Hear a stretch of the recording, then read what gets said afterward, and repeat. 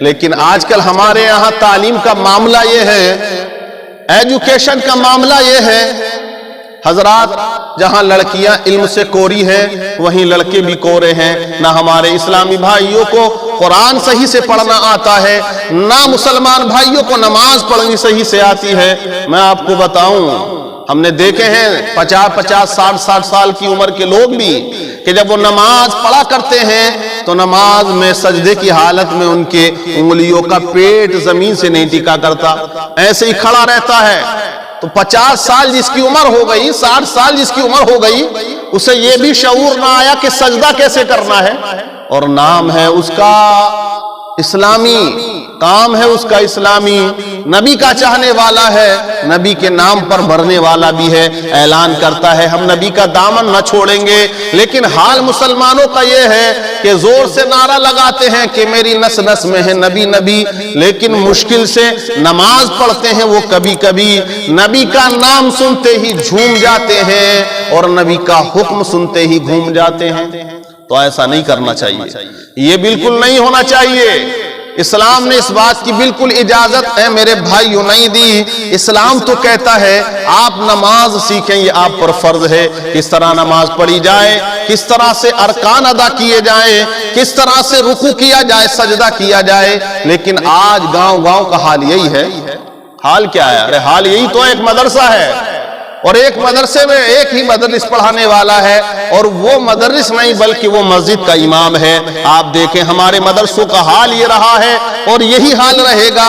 اللہ میں کہتا ہوں، دعا کرتا ہوں اللہ ہدایت عطا کرے اس قوم کو اور انہیں سلیقہ دے، انہیں عقل سلیم عطا کرے کہ یہ مدرسوں پہ دھیان دیں، اپنے بچوں کی تعلیم کا خیال رکھیں، اپنی مذہبی تعلیم کو لوگوں کے اندر، بچوں کے اندر پہنچانے کی کوشش کریں۔ ورنہ مدرسوں کا حال یہ ہے، ہمارے یہاں ایک امام ہے، ایک مدرسہ ہے، ایک مسجد ہے حضرات، اور 200 بچے ہیں، اور نماز بھی امام کو پڑھانا ہے۔ 2 وقت مدرسے میں جا کے امام صاحب کو 200 بچوں کو پڑھانا ہے، گھر گھر فاتحہ درود خوانی کے لیے بھی جانا ہے۔ اگر کسی کا سر دکھ رہا ہے تو سر میں دم کرنے کے لیے بھی امام کو جانا ہے۔ اگر کسی کی روح نکل رہی ہے، نزع کے عالم میں ہے، تو سورہ یاسین پڑھنے کے لیے بھی امام کو جانا ہے۔ اگر کسی کے اوپر آسیب کا کوئی معاملہ ہے حضرات، تو وہاں دم کرنے کے لیے بھی امام کو جانا ہے۔ اگر منگنی یا شادی ہو رہی ہے، دن رکھا جا رہا، تو وہاں دن رکھنے میں بھی امام کو جانا ہے۔ حضرات ہر پل قدم قدم پر اس کی ایسی ڈیوٹی لگی ہوئی ہے کہ ہر بات کا اس کو لحاظ رکھنا ہے۔ اب دیکھیں مدرسوں کا حال یہ ہے، مدرسے میں امام صاحب 200 بچے بھی پڑھائیں گے، ان کو تعلیم بھی دیں گے۔ آپ اندازہ لگائیں جب ایک مدرس، ایک بندہ 200 بچوں کو پڑھائے گا تو ان کو کیا پڑھا پائے گا، کیا ان کو سکھا پائے گا؟ ان کو نہیں سکھا پائے گا کچھ بھی۔ مدرسوں کا حال ہمارے یہ ہے کہ مدرسوں میں ایک پڑھانے والا ہے، 200 بچے ہیں۔ صبح صبح وہ بچے آئے، 10 منٹ 15 منٹ 20 منٹ، کوئی آدھا گھنٹہ کوئی 1 گھنٹہ بیٹھا، اور وہ بچہ بیٹھ کر چلا گیا۔ جانے کے بعد وہ اب اسکول کی تیاری کرتا ہے، 1 گھنٹہ تیاری میں اس کے لگتا ہے۔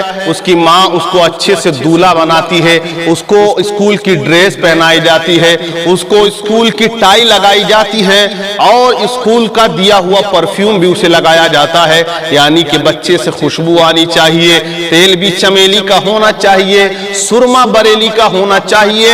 تب اس کو اس کی ماں دولہا بنا کے، جب اس کی ماں اس کو دولہا بنا کے اسکول بھیجتی ہے حضرات، اور باپ کی ڈیوٹی ہوتی ہے، وہ وہاں چھوڑ کر جاتا ہے، بچے کو لے کر بھی آتا ہے۔ اگر آنے جانے کی کوئی سویدھا ہوتی ہے تو واہن کر دیا جاتا ہے، کبھی بچہ بس میں جاتا ہے، کبھی آٹو رکشہ سے جاتا ہے، کبھی ماروتی کار سے جاتا ہے۔ تو اسکول کے لیے میری قوم نے اتنا انتظام اور اہتمام کیا، لیکن مدرسے کے لیے نہ کوئی انتظام ہے نہ اہتمام ہے۔ بچہ صبح اٹھا، منہ پہ چھپکا مارا اور جاتا ہے، ماں کہتی ہے بیٹے جا، تب تک تو پڑھ کے آ جب تک کہ میں اسکول کا ناشتہ تیار کر دیتی ہوں، میں تیرے اسکول کا ٹفن تیار کرتی ہوں، جا پہلے حافظ جی کو سبق سنا کے آ، پہلے حافظ جی کو سبق سنائیا۔ پہلے حافظ صاحب کو سبق سنا کے آ، اس کے بعد تو اسکول جانا۔ یہ بچہ جاتا ہے اور ٹیڑھی میڑھی ٹوپی لگا کے وہاں پہنچتا ہے، تھوڑا سا شرارت وہاں کرتا ہے اور تھوڑی دیر مستی کر کے وہ آ جاتا ہے۔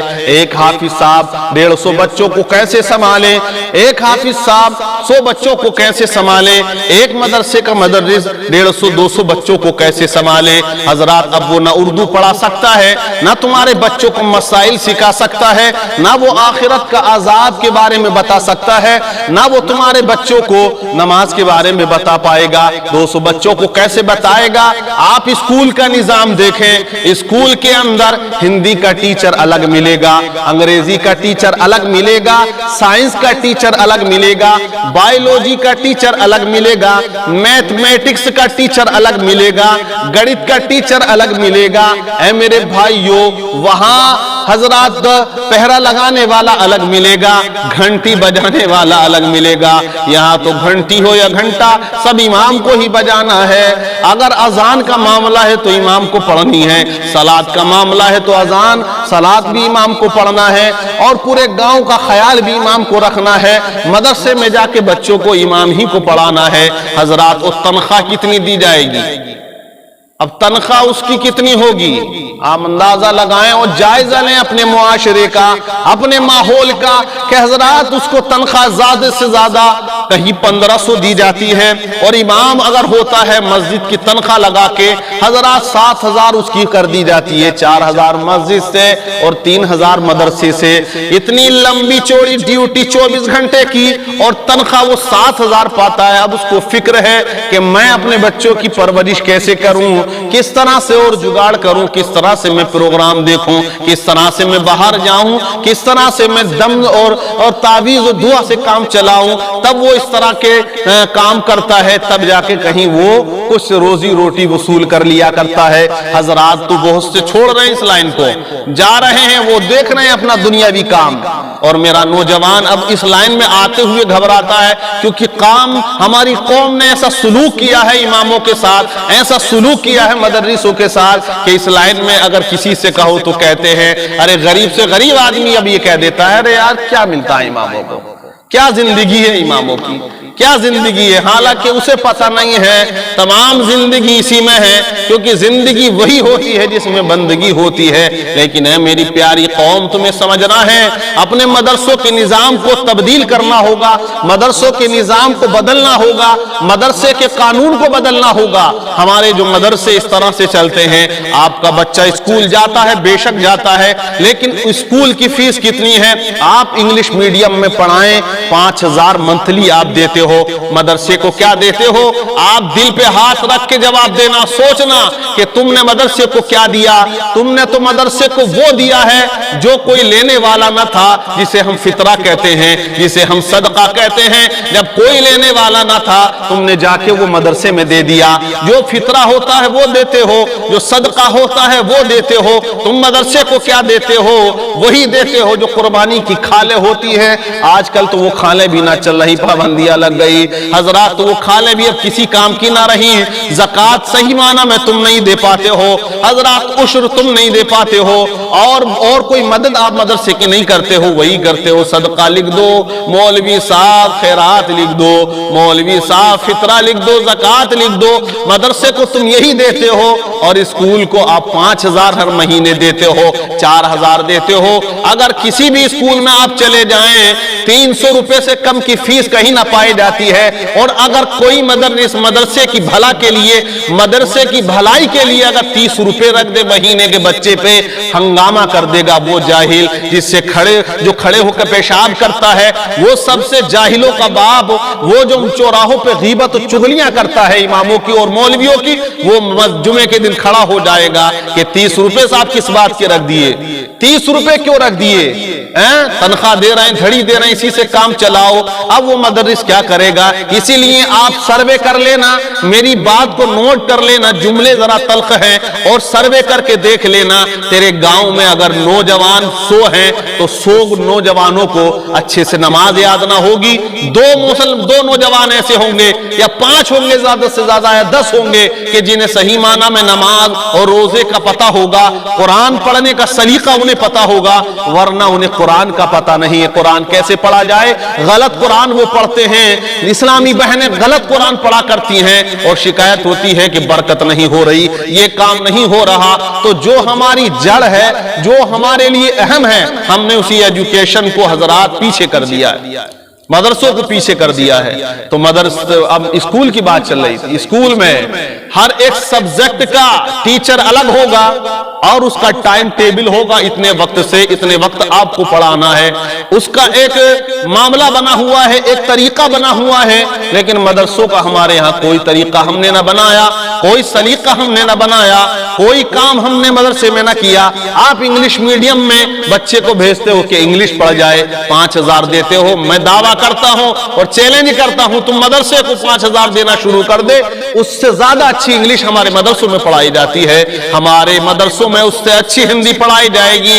پرناؤنسیشن کے ساتھ وہ ہندی پڑھاتے ہیں تو پرناؤنسیشن لفظ کی ادائیگی صحیح نہیں ہوتی ہے. لیکن مدرسے میں اگر بچہ ہندی پڑھے گا, اس کا مخرج, اس کا پرناؤنسیشن, اس کا تلفظ بھی اچھا ہوگا. انگلش پڑھے گا, اس کا تلفظ بھی اچھا ہوگا.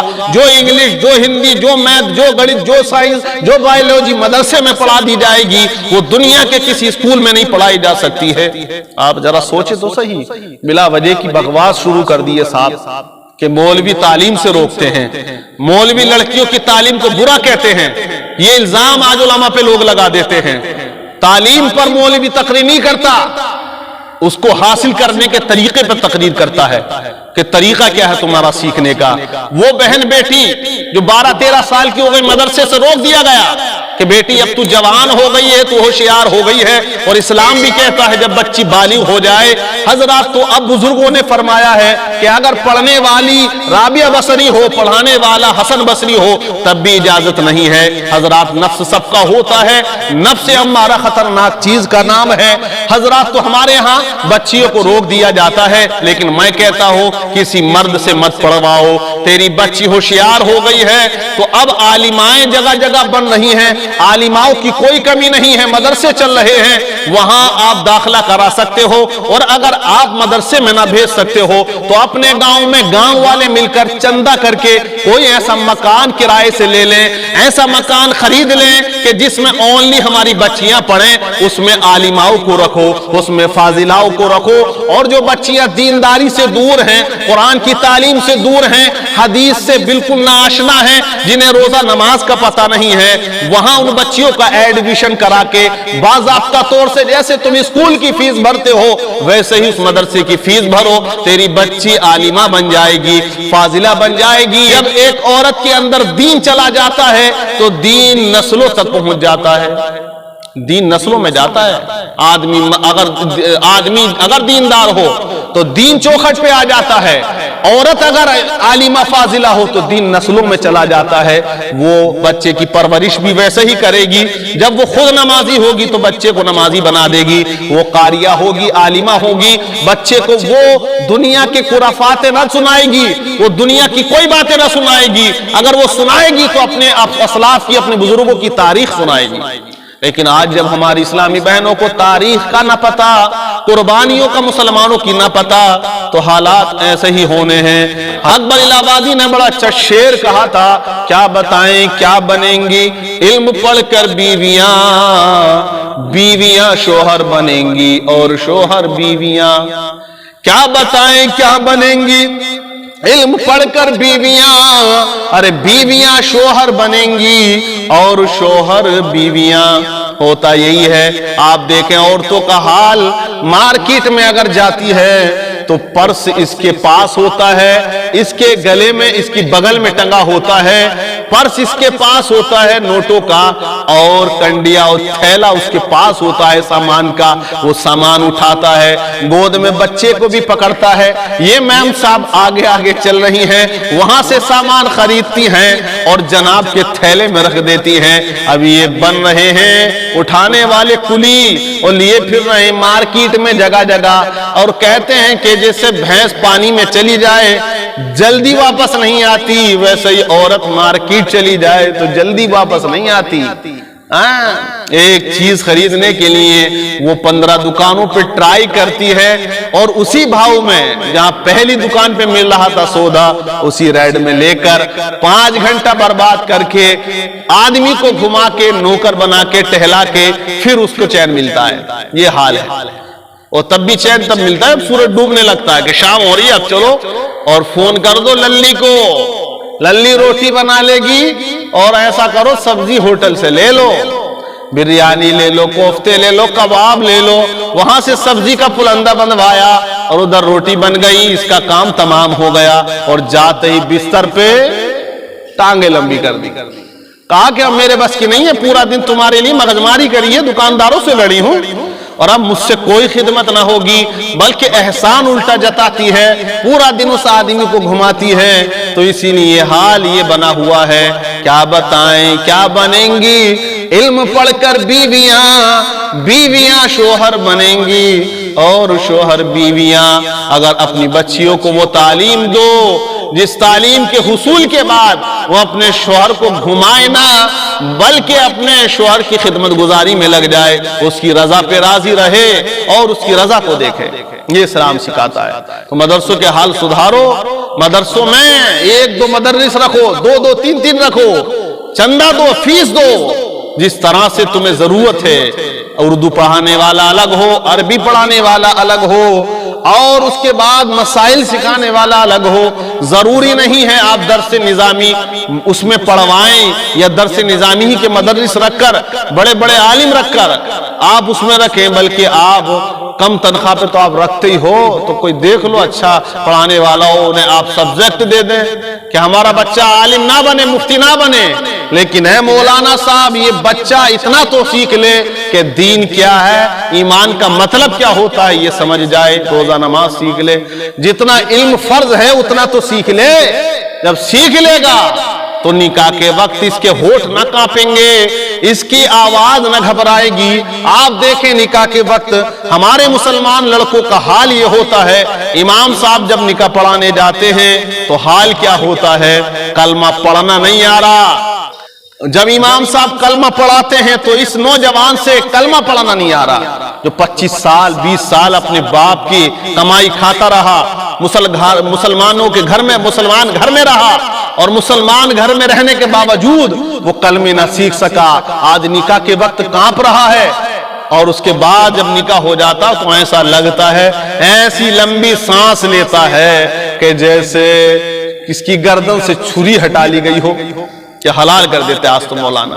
اور پھر دادا گیری دکھاتا ہے. جب ایجاب و قبول ہو جاتا ہے اور جب نکاح مکمل ہو جاتا ہے, اب جب امام صاحب اپنی فیس بتاتے ہیں تب جا کے یہ گھبرا جاتا ہے, اتنے کہاں چل رہا ہے, یہ کون سی شریعت میں ہے, یہ کہاں سے ہے کہ صاحب 5000 3000 سے زیادہ ہے نہیں, بہت کم گاؤں میں ہوں گے 5000, ہوئے تو ہوئے 3000 2500 2000. اور جو مسجد اور مدرسے کے متولی ہیں ان کی نیتیں دیکھو اتنی خراب ہیں, اللہ ہدایت دے کہ اس نکاح پہ بھی نیت رکھے ہوئے ہیں کہ امام سے طے کر لو 1000 روپے لیں گے, طے کر لو کہ تمہیں 1500 ملیں گے, حالانکہ وہ قاضی کا حق ہے اور حق تلفی کرتے ہو. قیامت کے دن اتنا ڈنڈا پھرے گا کہ کہو گے کاش میں متولی نہ ہوتا, کاش میں مدرسے کا صدر نہ ہوتا, اور کاش امام صاحب کو ستایا نہ ہوتا اور دین کا نقصان میں نے نہ کیا ہوتا.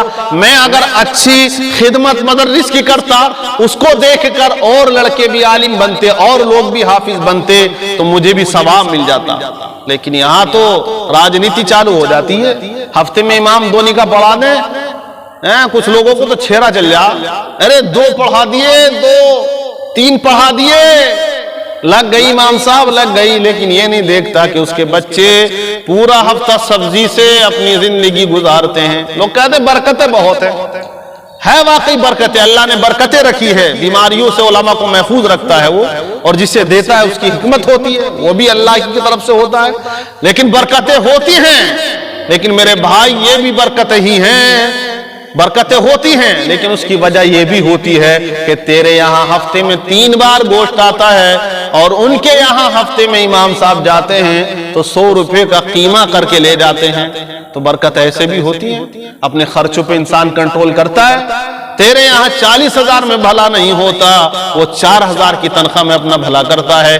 تو ذرا سوچنا ہوگا، اور بچوں کو ایجوکیشن دو، تعلیم دو، اپنے بچوں کو علم دو، اپنے بچوں کو ایسی تعلیم دو حضرات کہ جب تمہارا جنازہ اٹھے تو تمہیں غم نہ ہو کہ میں نے بچوں کو دین کی تعلیم نہ دی، بلکہ تم خوش ہوتے ہوئے چلے جاؤ کہ میرا بچہ دولت مند نہ صحیح لیکن دیندار تو ہے، دیندار تو ہے، وہ اچھا ہے، نمازی ہے، حاجی ہے، تو یہ سب سے اچھا ہوگا۔ مدرسوں کو آپ خیال رکھیں، مدرسوں میں آپ تعلیم کرائیں، ایک مدرس نہ رکھیں، بچے زیادہ ہوں تو آپ 2 رکھیں، اور زیادہ ہوں تو 3 رکھیں، 4 رکھیں، اور آپ فیس رکھ دیں بچوں کے اوپر، اور ساری تعلیمیں ہمارے مدرسوں میں ہو سکتی ہیں۔ اسکول بھی تو ہم سے ہی چل رہے ہیں، دوسرے لوگ تھوڑی چلا رہے ہیں، ہم فیس دیتے ہیں، مسلمانوں کی بستی ہوتی ہے 500-400 گھروں کی، اس میں کون ایک اچھا اسکول، اسلامی اسکول نہیں چل سکتا، لیکن ہمارا بچہ اسکول میں جاتا ہے، صبح جا کے وہ سوریہ نمسکار کیا کرتا ہے، اور وہ ایسی پرارتھنا کیا کرتا ہے جس سے اس پہ توبہ لازم ہوتی ہے،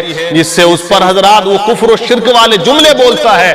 لیکن کاش تو اپنے یہاں مدرسے کے اندر وہ نظام قائم کر لے، وہ قانون بنا لے کہ جس کے اندر ہندی بھی ہو، انگلش بھی ہو، اسے مانیتا بھی ہو، اور اس کے بعد جب بچہ صبح جائے تو وہ پڑھے وہی رب ہے جس نے تجھ کو ہم تن کرم بنایا، ہمیں بھیک مانگنے کو تیرا آستہ بتایا، تجھے حمد ہے خدایا، تجھے حمد ہے خدایا۔